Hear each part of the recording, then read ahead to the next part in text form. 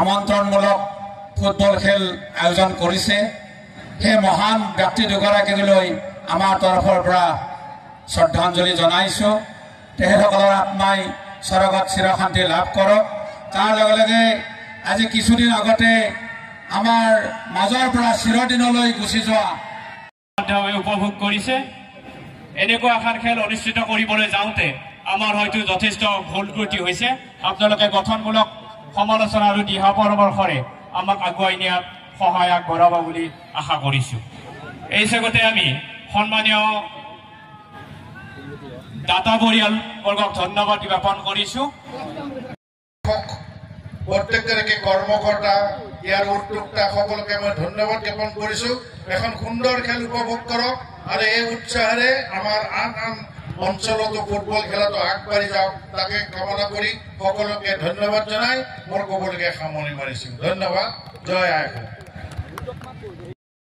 সুনীল কলিতা আৰু প্ৰফুল্ল ডেকা ভুৱাৰণী ষষ্ঠ বাৰ্ষিক আমন্ত্ৰণমূলক দৌৰবিকা ফুটবল খেল প্ৰতিযোগিতাৰ সন্মানীয় উদ্যোক্তাসকল মোৰ লগত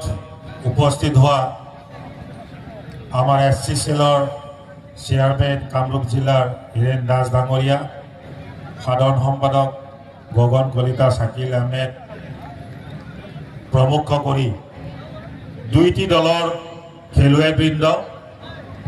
আৰু আজিৰ এই ক্ৰীড়া ক্ষেত্ৰত উপস্থিত ক্ৰীড়াপ্ৰেমী ৰাইজ জয় জয়তে অসম প্ৰদেশ কংগ্ৰেছ কমিটিৰ তৰফৰ পৰা আপোনালোক সকলোলৈকে শুভেচ্ছা জ্ঞাপন কৰিছোঁ খেল এইবাৰ ষষ্ঠ বাৰ্ষিক অনুষ্ঠিত কৰিছে উদ্যোক্তাসকলে এই অঞ্চলৰ খেলুৱৈবৃন্দক এই অঞ্চলৰ উঠি অহা ভৱিষ্যত প্ৰজন্মটোক এটা খেলৰ মানদণ্ডৰে আগবঢ়াই নিয়া যি প্ৰচেষ্টা তাক মই ধন্যবাদ আৰু কৃতজ্ঞতা জ্ঞাপন কৰিছোঁ।